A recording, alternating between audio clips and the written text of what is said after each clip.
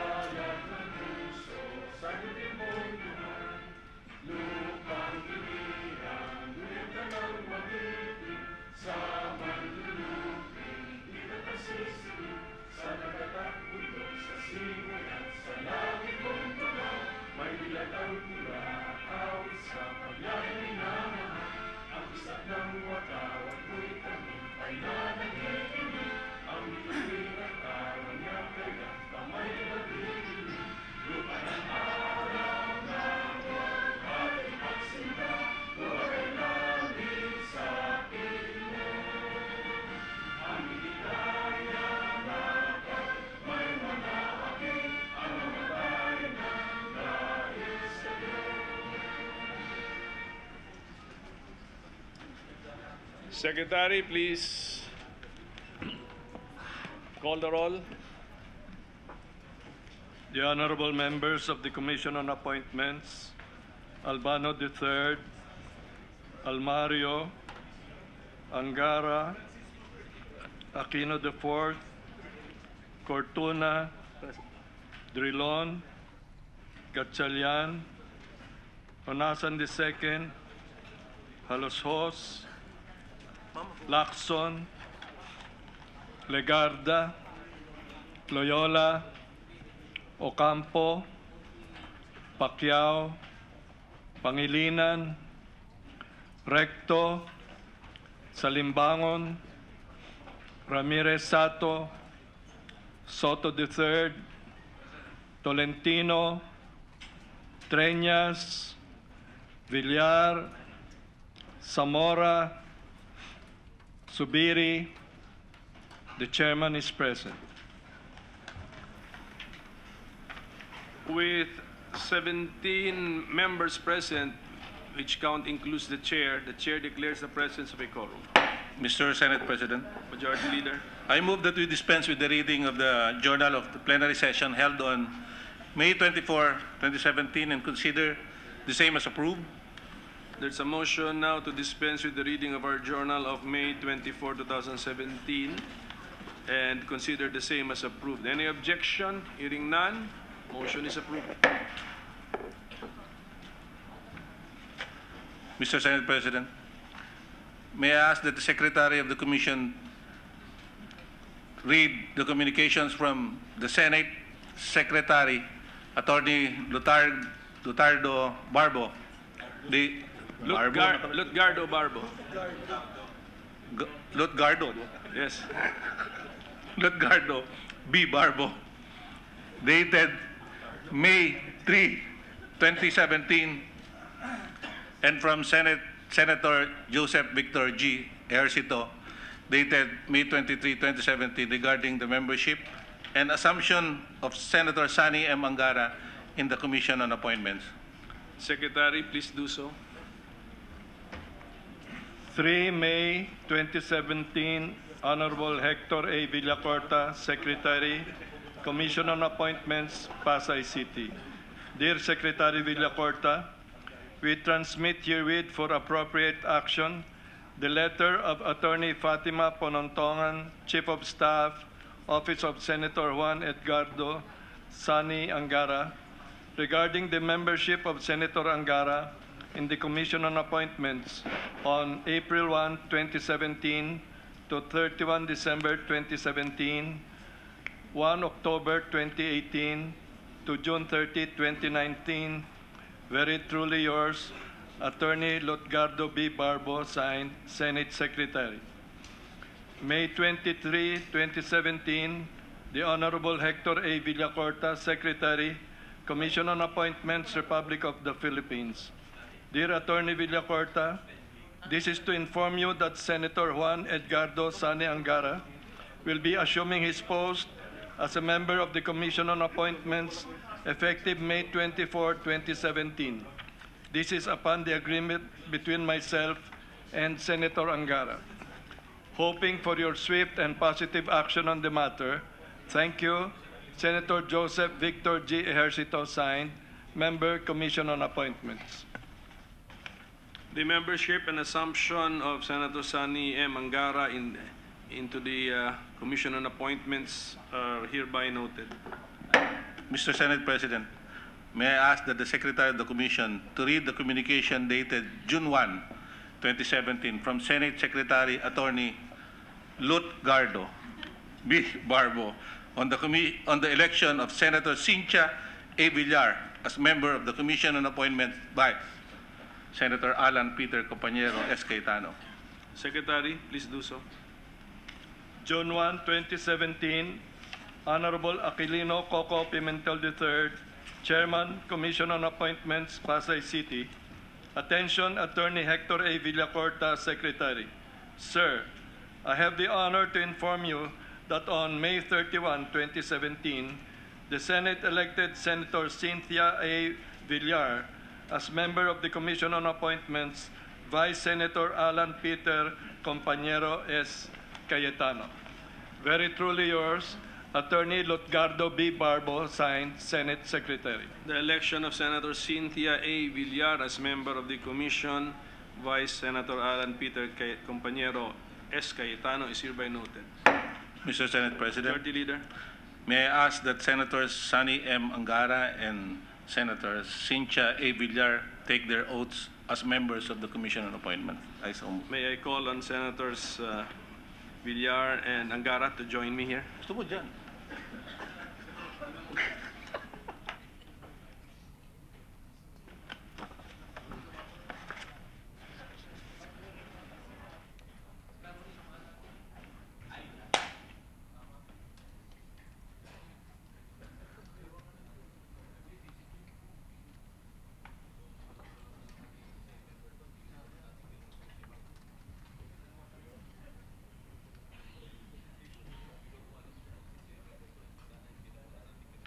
Please raise your right hand. Sabay-sabay. Raise your right hand and then repeat after me. Witness. Dito kayo, mga witness. Witness. Sige po. Right. Forward daw tayo, tita. Forward dito. Masyado malayo. Okay. Please raise your right hand and then repeat after me your oath of office. Ako si, pangalan ko, Ito si Sani Angara, ng lugar Aurora Province. na hinirang sa katungkulan bilang kasapi ng Commission on Appointments Nirang sa katupulan bilang kasapi ng Commission on Appointment ay taimtim na nanunumpa na tutuparin ko ay tayo-tayo na nalulugpan ng buong husay at katapatan ang buong husay at katapatan sa abot ng aking kakayahan abot ang aking kakayahan, ang mga tungkulin ng aking kasalukuyang katungkulan mga tungkulin ng aking kasakuyang tungkulan at ng mga iba pang pagkaraan nito'y gagampanan ko at ng mga iba pang pagkaraan nitong gagampanan ko sa ilalim ng Republika ng Pilipinas sa ilalim ng Republika ng Pilipinas na aking tataguyod at ipagtatanggol ang konstitusyon ng Pilipinas na aking pagtataguyod at pagtatanggol ang Konstitusyon ng Pilipinas na tunay na mananalig at tatalima ako rito tunay na mananalig at tatalima ako dito na susundin ko ang mga batas, susundin ko ang mga batas, mga kautosang legal mga katusang legal, at mga dekretong pinaiiral mga dekretong pinahiral ng mga sadyang itinakdang may kapangyarihan ng Republika ng Pilipinas. ng mga sadyang tinakdang kapangyarihan ng Republika ng Pilipinas At kusa kong babalikatin ang pananagutang ito kusa kong pabalikat ng pananagutan ito nang walang anumang pasubali o hangaring umiwas. nang walang anumang kasubali o hangaring Kasi nawa ko ng Diyos. Tita? Welcome. Welcome to the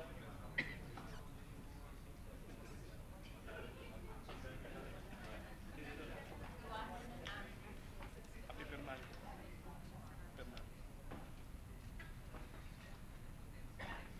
Okay, sir.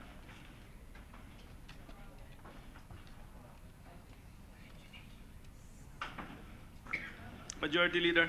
Mr. Senate President, I move that Senator Sani M. Angara be elected as chairman of the Committee on Interior and Local Government, previously occupied by Senator Victor G. Ejercito.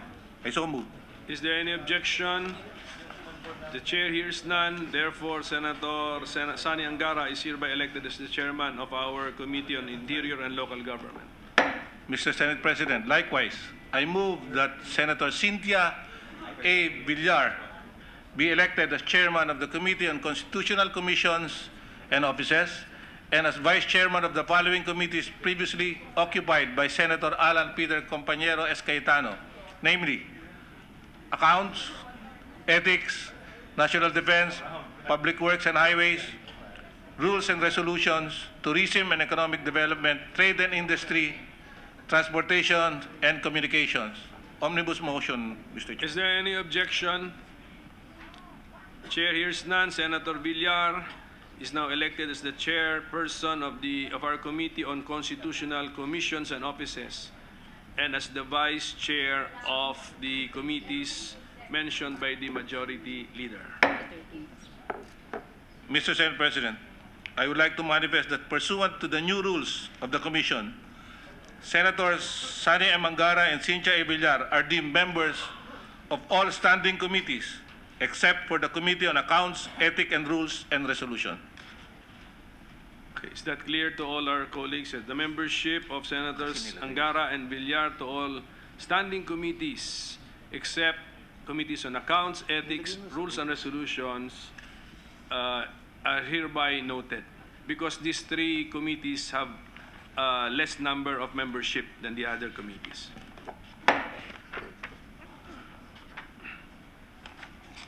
Majority Leader. Mr. President, I move that Senator Ralph G. Recto be elected as chairman of the Committee on Finance and as vice chairman of the Committee on Agriculture and Food, previously occupied by Senators Francis Kiko M. Pangilinan. I so move. Is there any objection? Chair hears none. Senator Ralph Recto is now elected as the chairman of our Committee on Finance and as vice chairman of the Committee on Agriculture and Food. May I make an omnibus motion, Mr. Senate President, that I move that the following members be elected to these committees. Committee on Accounts, Senator Emmanuel Manny D. Pacquiao, and Representative Seth Frederick P. Halosos. I so move. Is there any objection?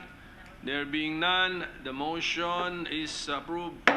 On Committee on Ethics, Senator Francis Kiko N. Pangilinan, Representative Wes Gastelian, Representative Seth Frederick P. Halosos. I so move. Any objection? Hearing none, approved. And on the Committee on Rules and Resolutions, Senator Emmanuel Manny D. Pacquiao. Any objection? Hearing none, the motion is approved.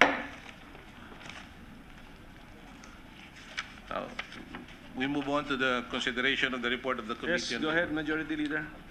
Mr. Senate President, may we now proceed to consider the report of your Committee on Labor and Employment and Social Welfare on the ad interim appointment of Mrs. Judy Marigomen Taguiwalo as Secretary, Department of Social Welfare and Development. Is there any objection? Hearing none, the consideration of the report of the Committee on Labor, Employment and Social Welfare is in order. Mr. President, I move that your Committee Chair, Rep. Joel Mayo Z. Almario, your Chairman of the Committee on Labor and Social Welfare and Employment, be recognized. I so move. Congressman Almario is hereby recognized.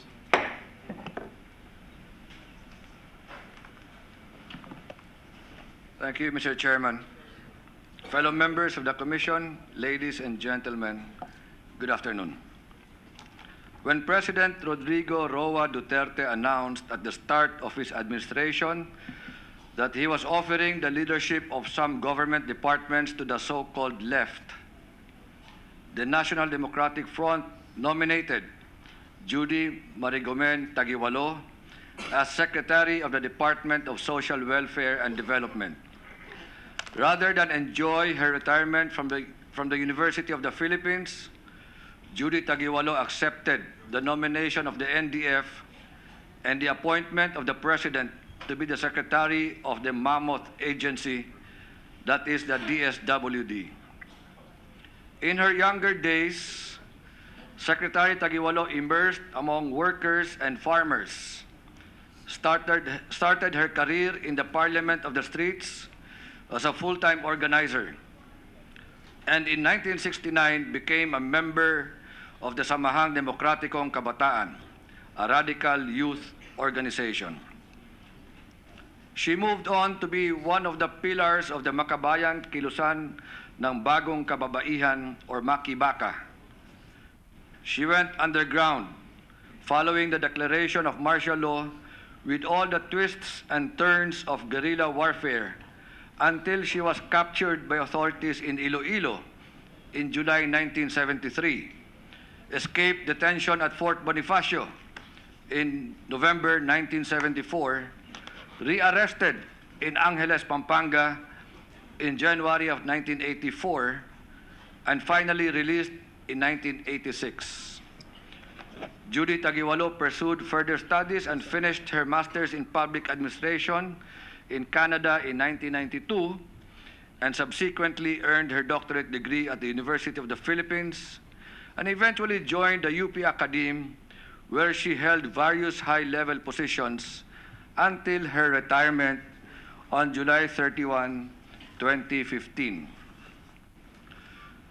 Before her current appointment, Mr. Chairman, Judy Marigomen Taguiwalo has been issued 5 previous ad interim appointments as Secretary of the Department of Social Welfare and Development on June 30, 2016, on October 20, 2016, and then December 15, 2016, followed by March 17, 2017, and on June 1, 2017.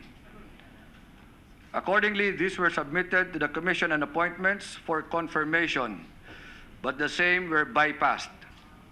Her current and 6th ad interim appointment was issued last July 23, 2017, and was received by this Commission on August 7, 2017. Article 6, Section 18 of the 1987 Philippine Constitution provides, the Commission shall act on all appointments submitted to it within 30 session days of the Congress from their submission. As mandated by the highest law of the land, the Commission acted on the appointment of Secretary Taguiwalo, and the Committee on Labor, Employment, and Social Welfare looked into all angles of her background, character, and persuasions to make certain that the general will is reposed on her in real truth and solid fact. Taking into consideration the best interests of the people, the committee took the arduous task of prying through the prism of scrutiny the many issues surrounding her ad interim appointment to validate and test her integrity, fitness, and competence to the position. In all the committee hearings held for Secretary Taguiwalo, concerns were raised and questions were asked of her. On the other hand, as representatives of the body politic, we in the committee performed our painstaking mandate to strike the exact checks and balances on her as a presidential appointee. Exercising due diligence to channel through informed deliberations matters affecting the Department of Social Welfare and Development, whether or not the appointee suits the position. Our position, Mr. Chairman, my dear colleagues, is no easy task, and our role is sacred. The last sentence of Article 6, Section 18 of the 1987 Philippine Constitution provides, the Commission shall rule by a majority vote of all the members. The committee has conducted a votation and has reached the requirement of a majority vote against the confirmation. I stand before this august chamber as chairman of the Committee on Labor, Employment, and Social Welfare to move for the Commission on Appointments to reject the ad interim appointment of Judy Marigomen Taguiwalo as Secretary of the Department of Social Welfare and Development. I so move, Mr. Chairman. Inquiry from the chairman. Can you state for the record the number of votes to reject, which was reached? 13 is the required number. So we reached 13. Yes. Okay, so that's all. That's all I need to know. Yes, Mr. So any objection to the motion? Senator Recto is raising his hand. He's not objecting, Mr. Senate President. He would like just to manifest something, Mr. Chair. So, maybe after your ruling. Okay, is there any objection to the motion? The motion of the chairman is for this commission to disapprove the ad interim appointment of Ms. Judy Marigomen Taguiwalo as Secretary of the Department of Social Welfare and Development. That is the motion, to disapprove. Any objection? Hearing none, the motion is approved. To manifest, to make a short manifestation, I'd like to, the chair would like to recognize Senator Recto is recognized. Thank you, Mr. President, Mr. Chairman, my dear colleagues. I would like to state on the record my support for the Secretary's nomination. Unfortunately, she has not hurled the 13-vote requirement. But for the record, Mr. Chairman, I'd like to put on record my observations and my support for the Secretary. And I prepared a confirmation speech for the Secretary. It will be very brief, Mr. President. I just want to put this on record. Mr. Chairman, my dear colleagues, I've been told that the nominee is a fan of my grandfather and of my wife, that she can recite passages from Don Claro's writings and hugot lines from the movies of V. So on that score alone, she gets my vote. But if my grandfather were alive today, he, V, and the nominee would make a mutual admiration club. Don Claro would only have the deepest esteem for someone who did not only agree with his causes, but spent a lifetime fighting for it. And V would find in her, as she does, a real-life character who looms larger than Sister Stella L., and who has more guts and grit than all the strong women she had played on the silver screen. Mr. Chairman, the first pages of the nominee's CV describe an intellectual at home in the academia. Retired professor of UP, head of its Center for Women's Studies, Director of Research and Extension for Development Office, faculty regent. In a school where merit is rewarded, she would not have been able to assume this post without the academic degrees that validate her first-rate mind. She has a PhD from UP, a master's from a Canadian university, and a social work degree from the same state university where she graduated cum laude in 1970. She could have been magna cum laude, Mr. Chairman, if she did not let her real-life education outside of UP interfere with her studies.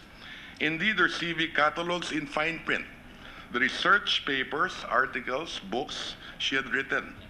But what is not there are her other engagements in her storied life, which I believe makes her qualifications more sterling and prove without doubt her fitness to perform the duties of the office she holds.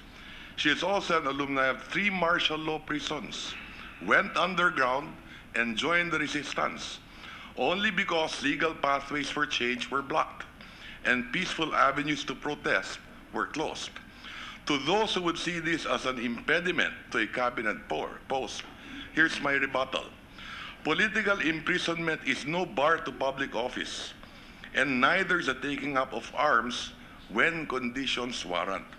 On the contrary, these are experiences we should look for in scouting for talent, because they are the toughest stress tests one can endure.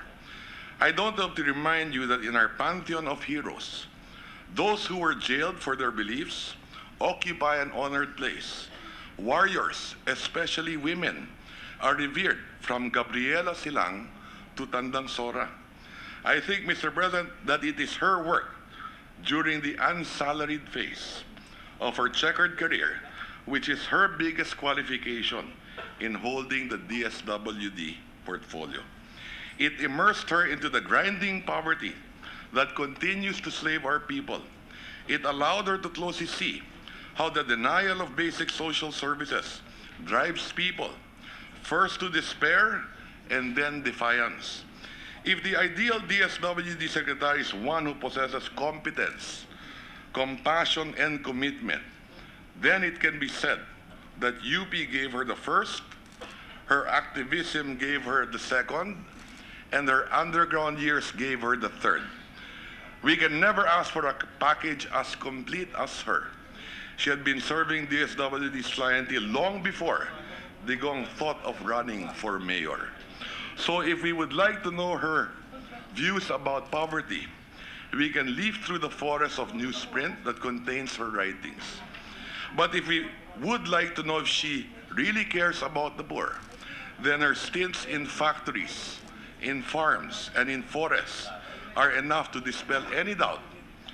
Mr. Chairman, the nominee should not be dismissed as one of token lefties in the cabinet. She was not put there as a memento to prove Digong's big tent approach in forming a government. Rather, I believe that she holds the post by virtue of her ability and not by her affiliation. She is not there to represent one color in Digong's rainbow cabinet. She is there to serve all the colors in the tapestry of our democracy. She represents all of us, all our dreams, all our aspirations for our nation, our people, and our children. She personifies that elusive political ideal that persons of different persuasions can come together for the common good. If she is an ideologue, then the ideology she subscribes to is the same one we believe in, and that ideology is to serve the people. Mr. Chairman, I would have delivered this speech seconding her confirmation because she brings a fresh perspective in the DSWD, and that is to treat not poverty's symptoms but its roots. For the poor need more than relief, but a release from the social shackles that prevent them from bettering their lives. Thank you, Mr. President, my dear colleagues. Majority Leader. Yeah, I move that we recognize Senator Lauren Legarda. Senator Legarda is recognized. Thank you, Mr. Chairman. Mr. President, I am actually presiding over the DBCC of the budget, but I could not help but will no longer have her to defend the DSWD budget. She has tried to straighten the process of implementing the many programs of the Department of Social Welfare. That is just my view. And so to Sec Judy, we wish you the best. We had tried to support you, and we hope that the DSWD community and family would be able to complete its budgetary defense, even in the absence of the hardworking Secretary Taguiwalo. Thank you, Mr. Chairman. Mr. Senate President, I move that we recognize Senator Juan Miguel Subir. Senator Subir is recognized. Mr. President, for me, it's been probably the first time in a very long time that the DSWD is headed by a person that was non-partisan, that did not represent the political party or was not a politician. But the only thing in her heart was to help the poor. I truly believe that she had the formula that could help us get rid of poverty in the countryside. Because of this, I vote rather for her confirmation, and I voted for confirmation. So, Godspeed, ma'am. Majority Leader. I move that Senator Legarda. I move that we recognize Senator Kiko Pangilinan. Senator Pangilinan is recognized. Thank you, Mr. President. We just would like to place on record that on behalf of the LP Senate contingent in the Commission on Appointments, composed of Senators Frank Drilon, Ralph Recto, Bam Aquino, and this representation, we would like to manifest that all four of us voted in favor of the confirmation of Secretary Taguiwalo. For the record, Mr. President. Mr. Senate President, I move that we recognize Senator Sani Anga. Senator Angara. Thank you, Majority Leader, Mr. President. Tulad ng aking mga kasamahan sa Senado, tayo din po ay bumoto para sa konfirmasyon po ni Secretary Judy Taguiwalo sapagkat kami po ay nagsama bilang miyembro po ng lupon ng rehente po or Board of Regents ng Universidad ng Pilipinas noong taong 2010 hanggang 2013. At tayo ay naging kinatawan po ng Kongreso bilang chairman ng higher education. Siya naman po ay kinatawan po ng faculty. At nakita ko po doon yung kanyang kakayahan, yung kanyang integridad, at higit sa lahat siguro, yung kanyang puso para sa mga mahihirap. At yun talaga ang natatangi niyang kwalifikasyon para mo po bilang Secretary ng Department of Social Welfare and Development. Sana po yung sumunod sa kanya, ganon din po ang kwalifikasyon. At any rate, the DSWD's loss is UP's gain because she will go back to teaching there, I'm sure. At any rate, I just like to place that on record. Maraming salamat, Mr. President. Majority Leader. There being no other member who would like to manifest, Mr. Senate President, and there being no other matters to discuss, I move that we adjourn. Is there any objection? There being none, our session is hereby adjourned.